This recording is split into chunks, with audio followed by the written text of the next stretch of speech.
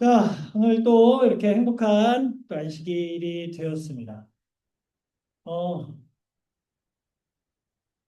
이제 제가 이제 주보를 만들다 보면 기도자를 배정을 하는데 이제 한 9월쯤 되니까 이제 한 톤 돌만큼 다 돌았습니다. 그래서 많은 분들이 이제 배정을 해야 되는데 많은 분들이 또 기도 이사에게 동참할 수 있게 자리가 채워지고 함께 예배에 참여하는 인원들이 더욱 많아지면 정말 좋겠습니다. 자, 저희 계속해서 마가복음에 있는 말씀을 저희가 살펴보고 있죠. 이제 계속해서 좀 보도록 하겠습니다. 아마 이제 뭐 많은 가정들이 다 그러겠지만 저희 집에서도 이제 중요하게 생각하는 것 중에 하나가 이제 대화입니다. 대화. 이제 특별히 이제 저희 부부 사이의 대화, 또 아이들과의 대화, 뭐 이렇게 서로 이야기를 하고 막 듣다 보면 가끔씩은 이게 대화가 내용이 산으로 갈 때도 있어요. 이게 대체 어디서부터 대화가 잘못되는지 모르겠지만 뭔가 이상한 방향으로 대화가 가기도 하고 그러다가 돌아오기도 하고 이러다 보면 이제 대화가 오고 가게 되잖아요. 근데 가끔은 우리 아이들이 심도 깊은 질문을 할 때가 있습니다. 예를 들면 이런 거예요.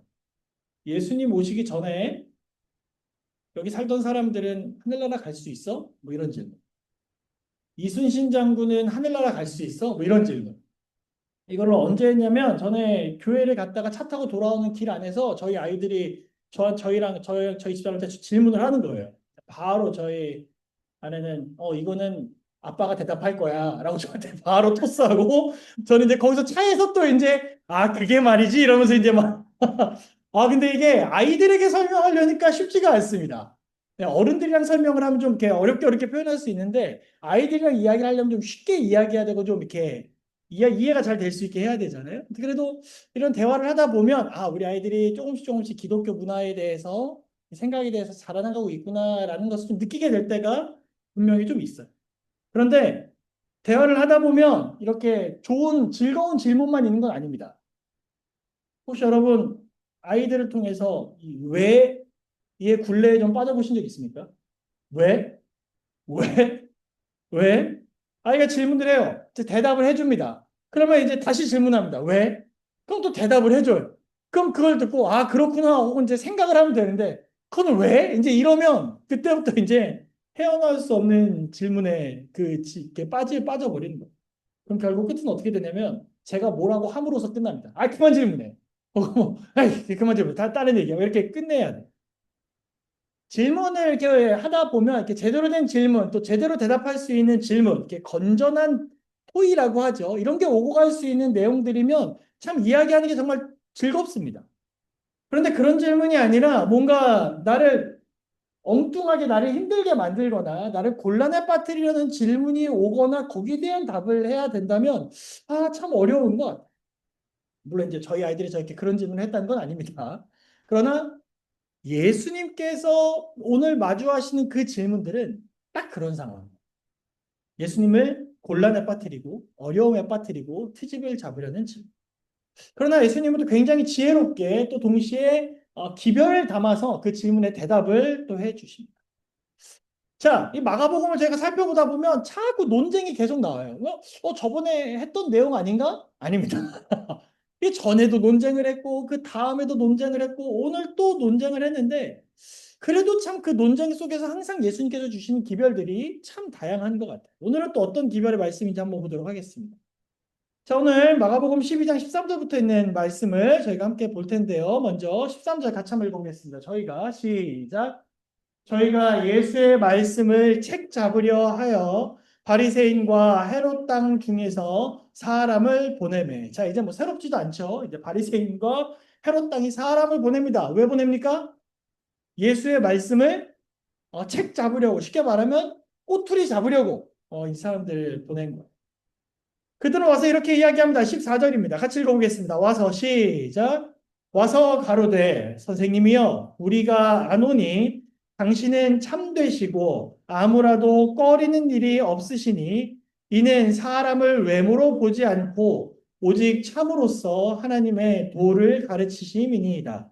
가이사에게 세를 바치는 것이 가니까 불가하니까. 네, 말투가 조금 불편합니다.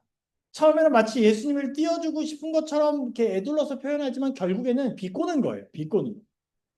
그리고 나서 자신들이 생각할 때 예수님께서 정말 난감해 하실 것 같은 질문, 그걸 던지는데 그게 뭐냐면 가이사, 즉 그 당시에 통치자죠. 이 가이사에게 세금을 바쳐도 됩니까? 안 됩니까? 이런 질문입니다. 아이들에게 던졌을 때 제일 대답하기 난감한 질문이 뭔지 아십니까? 엄마가 좋아, 아빠가 좋아? 이런 질문도. 넌 엄마가 좋아, 아빠가 좋아? 그럼 애들이 이제 뭐라 그래요? 가끔 물론 어떠한 아이들은 저희 집 아이들 같은 경우는 쉬지도 않고 엄마라고 말을 하기는 하지만 가끔 아이들은 난 아빠 엄마 둘 다 좋아해 뭐 자꾸 이렇게 대답하기 어려운 경우가 있어요. 누구 하나 차등을 두고 싶지 않은데 이건 어른들이 짓궂게 물어봅니다. 이 질문이 딱 그런 질문입니다. 가이사에게 세를 바치는 것이 맞습니까? 틀립니까? 대답하기 애매한 질문. 어느 쪽을 선택해도 책 잡히기에 딱 좋은 질문. 이런 종류의 질문은 한 가지가 더 나옵니다. 잠시 후에 또 다른 사람들이 예수님을 찾아와요. 그들에게 대해서 그들은 또 이렇게 이야기합니다. 같이 읽어볼까요? 부활이 없다. 시작. 부활이 없다 하는 사두개인들이 예수께 와서 물어 가로되. 자, 이 사람들은 부활을 믿지 않는 사두개인들입니다. 전에 한번 제가 설교할 때 말씀드렸던 적이 있는데요. 사실 사두개인과 바리새인들은 서로 어떤 사이라 그랬죠? 혹시 기억나십니까? 서로 앙숙이에요, 앙숙. 왜냐하면 사두개인들은 여기 나와 있는 것처럼 영적인 어떤 세세한 부분을 믿지 않는 사람들이에요.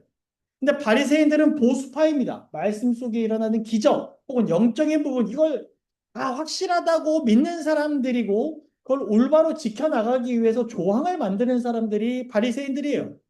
그러니 사두개인들과 사이가 안 좋을 수밖에 없는 거예요. 그런데 이번만큼은 그렇게 서로 사이가 나쁘던 사람들이 하나로 똘똘 뭉쳐서 예수님을 끌어내리기 위해서 질문을 하는 것입니다. 근데 참 아이러니하게도 부활을 믿지 않는다고 명시되어 있는 사두개인들이 와서 부활에 대해서 질문을 합니다. 선생님이요, 모세가 우리에게 써주기를 사람의 형이 자식이 없이 아내를 두고 죽거든 그 동생이 그 아내를 취하여 형을 위하여 후사를 세울지니라 하였나이다. 이제 질문이 이해가 되시죠? 이제 형이 자식이 없이 죽을 경우에 동생이 그 아내를 취할 수 있었습니다. 그때 당시 문화가 그래요. 형사 취수제도라고 합니다. 그런데 여기까지는 그들이 가지고 있는 예전에 갖고 있던 그 율법 그 자체였어요. 근데 여기에서 이제 진짜 응용 질문이 들어가는 겁니다.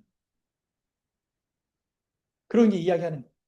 칠형제가 있었는데 마지 첫째가 아내를 취하였다가 후사가 없이 죽고 둘째도 그 여자를 취하였다가 후사도 없이 죽고 셋째도 그렇게 하여 일곱이 다 후사가 없이 죽고 후사가 없었고 최후에 여자도 죽었나이다. 일곱 사람이 다 그를 아내로 취하였으니 부활을 당하여 저희가 살아날 때에 그 중에 네 아내가 되리까. 형제가 일곱이 있는데 첫째도 자식이 없고 둘째도 자식이 없고 셋째도 자식이 없고 그렇게 다 자식이 없이 형수 이렇게 아내를 취해서 자식 없이 다 죽었어요. 근데 나중에 부활할 거 아니에요. 부활을 해서 딱 만나는데 그러면 이 여자는 누구의 아내로 살아야 합니까? 머리도 좋아요. 네, 머리도 좋아요. 이런 질문 만드는 것도 일반적인 머리로는 안 돼요. 근데 제가 이 질문을 꼼꼼히 보면서 묵상을 하면서 든 생각인데요.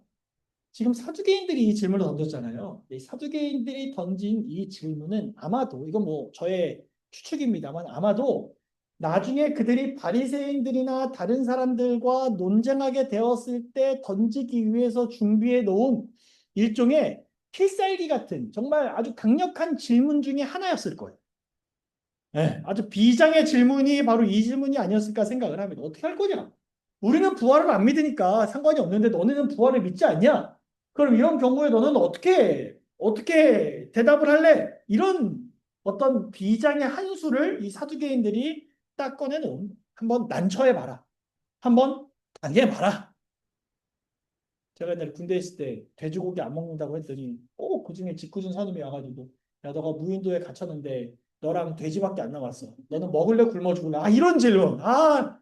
애초에 제 대답이 중요한 게 아니라 그냥 저를 놀리고 싶고 책 잡고 싶어서 던지는 그런 질문.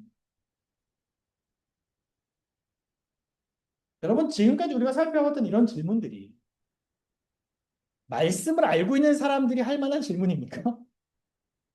정말 유치하고 감동도 없고 영성도 없는 그런 질문들이. 그 말씀 속에 하나님은 없고 자기 욕심만 그득그득 들어차 있는 그런 질문. 아마 예수님께서도 그런 질문을 딱 들으셨을 때 마음이 답답하셨을 거예요. 네, 어쩜 이렇게 하나님의 뜻을 모를 수가 있는지, 어쩜 이렇게 하나님의 말씀을 잘못 사용할 수가 있는지.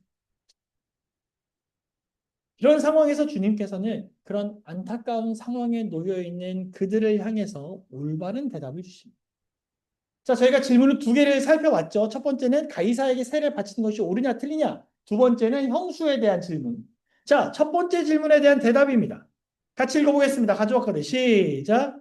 가져왔거늘 예수께서 가라사대 이 화상과 이 글이 네 것이냐 가로되 가이사의 것이니이다.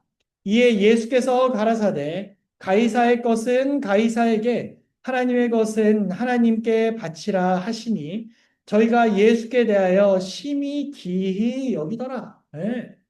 우리들도 이 말씀 굉장히 중요한 말씀입니다. 세상을 살아가는 우리들에게 있어서 가이사의 것은 가이사에게, 하나님의 것은 하나님에게. 왜 이제 이런 질문과 답이 나올 수밖에 없냐면 당시 유대인들은 이 로마에게 세금을 내는 것이 그들의 신앙적으로 굉장히 굴욕적이라고 생각했습니다. 그래서 역사적으로 그 세금 문제 때문에 유대인들의 폭동이 일어나기도 했다. 그러니까 이 문제는 우리가 지금 폭동이 일어날 만큼 해결이 안 된 이 질문은 예수님을 끌어내리기에 너무나 적합한 질문이라고 생각을 했던 것입니다. 가이사에게 내라. 그러면 저 사람은 로마의 앞잡이다라고 끌어내릴 것이고 내지 말아라. 그러면 이 사람이 세금 내지 말라고 합니다라고 하면서 로마에 신고를 할 것이고. 근데 여기서 예수님은 아주 단순하게 말씀하세요. 가이사의 것 가이사에게 내라. 하나님의 것 하나님께 내라. 여러분 바리새인들은요 예수님께 흠집을 내기 위해서 이 질문을 던졌지만 또 한편으로는 그들에게도 고민거리인 질문이었을 것입니다. 왜냐하면 해결이 안 되는 거고 그걸 폭동이 일어날 정도니까 해결이 안 되는 것이죠. 마치 이것을 하느냐 마느냐 가이사에게 세금을 바쳤냐 안 바쳤냐 이 문제로 인해서 모든 신앙이 결정되는 것처럼 그것이 신앙의 전부인 것처럼 이 사람들은 생각을 했던 거예요. 근데 이런 이 사람들에게 예수님의 대답은 너희는 왜 신앙의 중요한 부분, 정말 핵심적인 부분을 생각하지 않고 엉뚱한 것, 이 주변의 것들을 가지고 그렇게 문제를 삼느냐? 아무것도 아닌 일을 가지고 왜 거기에 골머리를 썩고 있느냐? 이런 느낌인 하나님의 것은 하나님께 바치라는 구주의 말씀은 음모를 꾸미는 유대인들에게 한 혹독한 책망이었다. 만일 하나님께 대한 의무를 충실히 실행하였다면 그들의 국가가 분열되고 외국의 권세에 복종하는 지경에 이르지 않았을 것이다. 로마의 깃발이 예루살렘에 휘날리지 않았을 것이며 로마의 보초병이 저희의 문에 서지도 않았을 것이요. 로마의 총독이 저희의 성 안에서 다스리지도 않았을 것이다. 유대 민족은 그 당시 하나님을 배반한 형벌을 받고 있습니다. 즉 이 말은 유대인들이 하나님께 바칠 것을 제대로 바치지 못하고 있다는 말. 제대로 바쳤다면 로마가 그들의 머리 위에 그들의 문 앞에 서 있을 일이 없었을 텐데 그러지 않은 결과로서 그들은 지금 이러한 답답한 상황에 놓여 있다는 것입니다. 우리는 여기에서 아주 중요한 부분을 짚고 넘어갈 필요가 있습니다. 아주 간단한 질문입니다. 그럼 나는 하나님께 무엇을 바치고 있는 내 하루에서 당연히 돌아오는 매일같이 눈 뜨면 돌아오는 내 24시간 안에서 자연스럽게 눈을 뜨면 시작하는 우리들의 일상에서 하나님을 믿는 믿음과 일상을 칼로 무 자르듯이 나눌 수 없는 이러한 세상에서 우리들은 하나님께 무엇을 바치고 있습니까? 여러분 좀 전에 말씀드렸지만 우리는 이 믿음과 일상을 정말 칼로 무자르듯이 딱 잘라서 나눌 수가 없습니다. 아니 어쩌면 오히려 더 얽히고 설키고 있다고 볼 수 있어요. 누군가는 하지 않는 고민이 나에겐 고민이 되지 않습니까? 정직에 대한 고민, 혹은 뭐 말에 대한 고민, 혹은 수입에 대한 고민. 남들보다 더 깊은 어떤 삶의 고민과 이 삶의 적용이 필요하지 않습니까? 근데 그러한 고민들이 우리들에게 의미가 있는 이유는 뭐냐면 그 고민의 목적이 내가 어떻게 하면 좀 더 하나님의 뜻에 맞게 살 수 있을까를 그것에 대한 목적을 갖고 있기 때문에 그렇습니다. 그러고 보면 하나님께서는 우리의 일상에서의 삶에 대해서도 강조해주고 계세요. 다시요. 하나님은 우리가 한 번 딱 모였을 때의 순간만을 강조하신 것이 아니라 우리의 일상에서의 그 삶, 하루하루의 삶도 강조하신다. 베드로전서는 이렇게 고면합니다. 같이 한번 읽어보겠습니다. 그리스도께서 시작. 그리스도께서 이미 육체의 고난을 받으셨으니 너희도 같은 마음으로 갑옷을 삼으라. 이는 육체의 고난을 받은 자는 죄를 그쳤음이니 그 후로는 다시 사람의 정욕을 따르지 않고 하나님의 뜻을 따라 육체의 남은 때를 살게 하려 함이라. 네.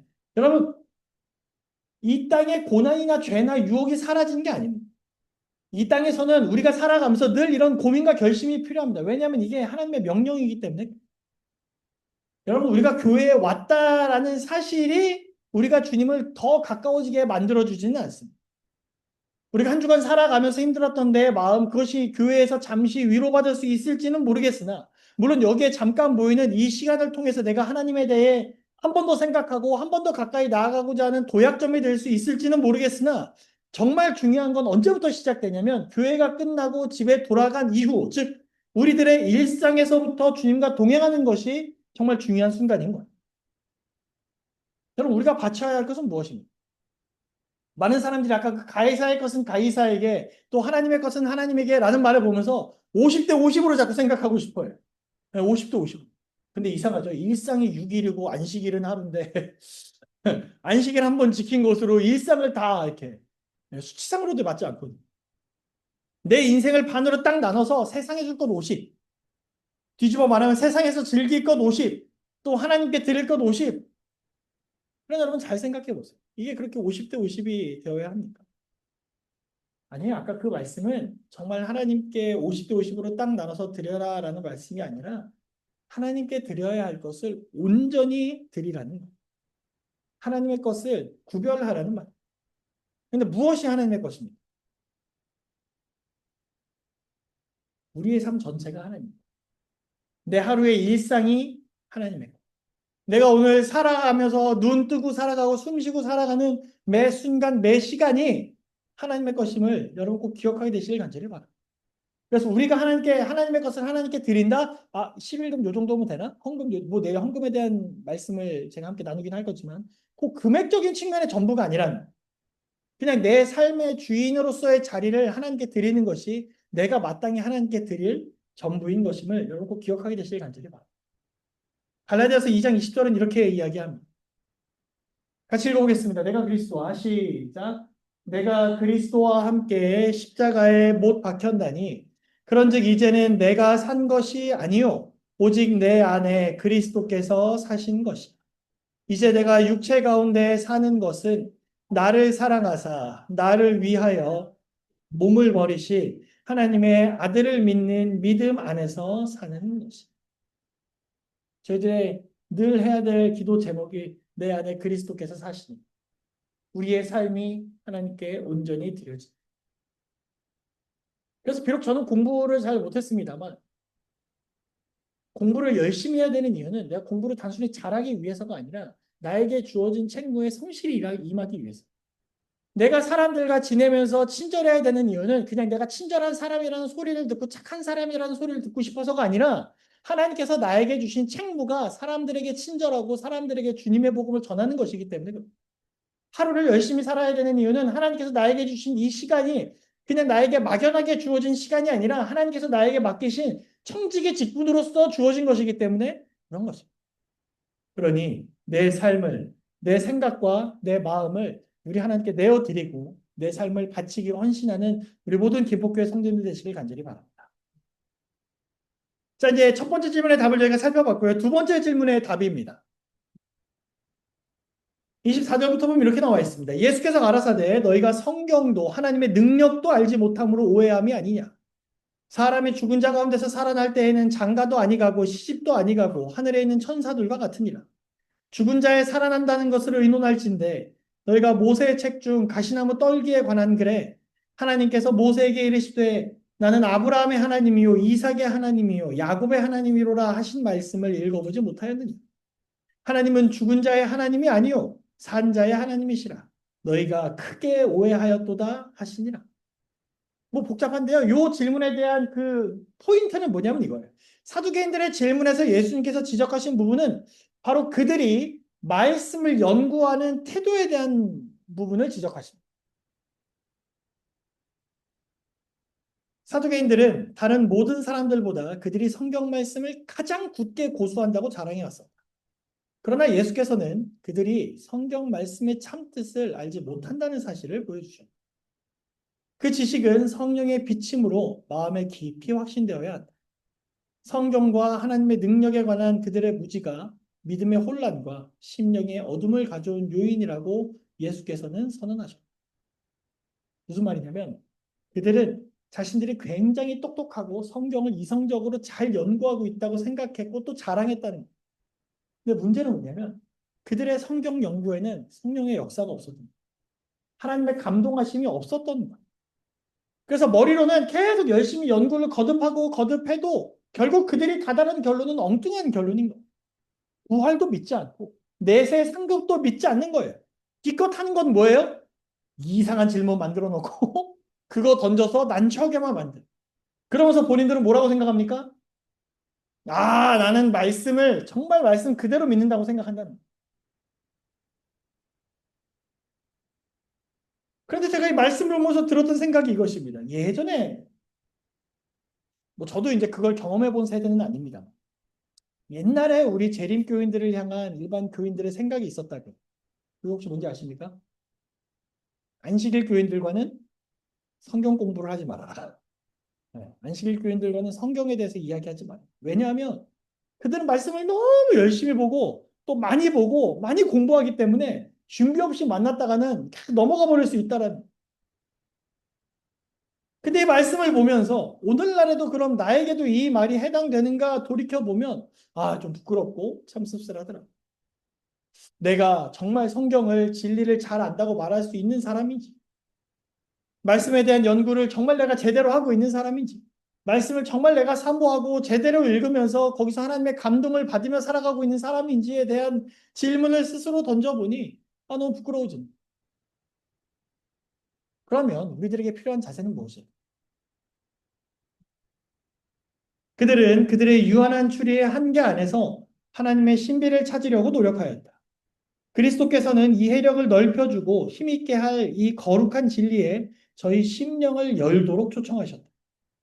그들의 유한한 지력으로서는 하나님의 신비들을 이해할 수 없기 때문에 무수한 사람들이 무신론자가 된다. 하나님의 섭리로 이루어지는 거룩한 능력의 경이로운 현실을 설명할 수 없으므로 그들은 그와 같은 능력의 증거를 거절하며 그것을 그들이 여전히 이해할 수 없는 자연작용에 돌린다. 우리 주위에 있는 신비를 여는 유일의 열쇠는 그들 속에 있는 하나님의 완전하신 임재와 능력을 승인하는 것이다. 사람들은 하나님을 만사를 명하시고 집행하시는 우주의 창조주로 인식할 필요가 있다. 하나님의 품성에 대한 넓은 견해와 그분의 섭리의 신비를 알 필요가 있다. 포인트는 저 밑에 부분. 하나님이 하나님의 그 제가 이제 색깔 표시 안 한 부분. 사람들은 하나님을 만사를 명하시고 집행하시는 우주의 창조주로 인식할 필요가 있다. 여러분 세상에서는 하나님을 우리가 판단 가능한 분, 우리의 유한한 생각 속에서 벗어나지 않는 분으로 보고 이렇게 자르기를 좋아해요. 하나님은 이런 거 없는 분, 이런 거 없는 분, 이런 거 없는 분. 그러나 우리들이 말씀을 읽을 때 가장 기본적인 자세는 어디서부터 시작해야 되냐면 하나님은 우리의 창조주시라는 사실에서부터 시작해야 된다는 거예요. 그것은 내 근본이 어디 있는지를 드러내는 말씀입니다. 우리가 어떤 존재인지를 밝혀주는 부분입니다. 그래서 우리는 창조주 하나님을 기억해야 합니다. 그래서 여러분 이것은 마지막 시대를 살아가는 우리들에게 핵심적인 말씀이 될 것입니다. 우리가 너무 유명한 우리의 말씀 이제 같이 한번 읽어보겠습니다. 또 보니 시작. 또 보니 다른 천사가 공중에 날아가는데 땅에 거하는 자들 곧 여러 나라와 족속과 방언과 백성에게 전할 영원한 복음을 가졌다. 그가 큰 음성으로 가로되 하나님을 두려워하며 그에게 영광을 돌리라. 이는 그의 심판하실 시간이 이르렀음이니 하늘과 땅과 바다와 물들의 근원을 만드신 이를 경배하라 하더라. 여러분, 이 말씀은 정확히 우리가 어떤 하나님을 경배해야 되는지를 정확히 찝어주는 말씀입니다. 어떤 하나님이에요? 하늘과 땅과 바다와 물들의 근원을 만드신 이를 경배하라. 만드신. 그래서 우리가 뭘 지켜야 됩니까? 네, 그래서 안식일을 지켜야 돼요. 안식일이 뭐 어떤 날입니까? 창조의 기념일이 어디 그냥 율법에 적혀 있는 우리들의 율법주의자라서 이걸 지키는 게 아니라 창조주 하나님을 경배하기 위한 아주 시작점이 안식일이기 때문에 여러분 우리들의 신앙의 근원은 창조주를 경배하는 데서 시작한다는 사실을 여러분 꼭 기억하게 되시길 간절히 바랍니다. 그래서 우리가 안식일을 지키고 그런 우리가 그리스도인이라는 칭호를 달고 살아갈 수 있는 것입니다. 점점 창조주가 잊혀져가는 이 세상 속에서 누구보다도 당당하게, 누구보다도 힘있게 말씀을 통해 창조주를 전할 수 있는 우리 모든 기독교의 성도님들이 되어주시길 주님의 이름으로 간절히 바랍니다. 말씀을 정리해 보도록 하겠습니다. 오늘 유대인들과 예수님의 질의응답을 좀 살펴봤는데요. 두 가지를 질문했습니다. 다이사의 것에 대한 질문을 했고요. 부활에 대한 질문을 했습니다. 그 속에서 주님께서 주신 메시지는 우리의 삶을 온전히 하나님께 우리의 삶을 전체를 바쳐야 된다는 거예요. 그리고 우리 하나님은 창조주 하나님이라는 사실을 새겨야 된다는 것을 예수님께서 그들에게 전해주셨음을 우리에게 전해주심을 우리가 이 시간에 함께 살펴봤습니다. 제가 막 이런 거 찾다가 이런저런 자료들을 좀 찾다가 어떤 사람이 쓴 글이 있어서 여러분께 좀 소개해드리고 말씀 좀 정리하려고 합니다. 그 사람이 글 쓴 글이 잘 들어보시기 바랍니다. 좋아하던 라멘집이 인터넷 평이 나빠서 안 가게 됐다. 보고 싶다 생각한 영화를 평론가가 시간 낭비라고 하길래 안 본 적이 있다. 얼마 전 오랜만에 먹은 라멘은 맛있었고 DVD로 본 영화는 재미있었다. 그러면서 이 사람이 이렇게 썼어요. 외부의 기준을 맞추면 자기 스스로의 행복조차 모르게 돼버린다. 무슨 말이냐면 그냥 내가 먹고 싶을 때 먹은 것이 아니라 사람들이 별로라고 하니까 안 가고 사람들이 재미없다고 하니까 거기에 기준 맞춰서 살다 보니까 내가 뭘 좋아했는지 뭘 재밌었는지 잊어버렸었다는. 근데 오랜만에 내가 다시 라면을 먹어봤더니 그 라면은 여전히 내 입맛에 맞아서 맛있었고 영화도 이제 극장에서 내렸지만 DVD로 확인해보니 여전히 그 영화는 또 재밌었다라는. 여러분 세상은 자꾸 뭐라고 말하냐면 하나님은 없다고 이야기합니다. 하나님은 거짓이라고 이야기해요. 하나님이 있어도 우리와 상관없다고 이야기해요. 세상을 창조한 그는 존재하지 않는다고 이야기해요. 그런데 우리가 그런 세상의 기준에 맞추어서 흐름에 따라 살아가다 보면 우리들의 믿음을 잃어버리는 때가 올 수도 있지 않겠습니까? 그러니 우리들이 오늘 해야 되는 것은 하나님을 향한 분명한 기준과 삶의 모습, 특별히 말씀을 통한 또 우리 창조주 하나님을 기억하며 우리가 분명하게 기준을 세워 살아가야 할 그리스도인의 모습이 있지 않겠습니까? 오늘 안식일이 그 기준을 올바르게 세우고 하나님을 향해 당당히 나아가게 되시는 우리 김국교의 모든 성도님들과 제가 되길 간절히 바라면서 말씀을 마치겠습니다.